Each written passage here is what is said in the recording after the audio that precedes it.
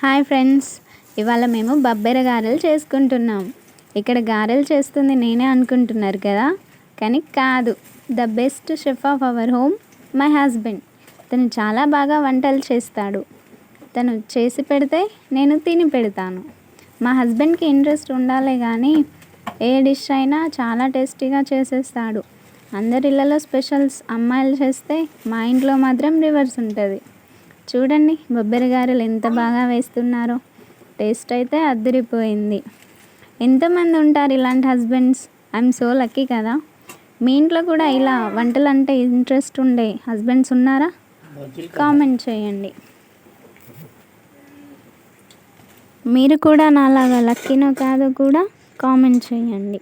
నా వీడియోకి లైక్ చేసి సబ్స్క్రైబ్ చేసుకోండి. మా ఖుషి నువ్వు కూడా తిను మమ్మీ అని నాకు తినిపిస్తున్నాడు.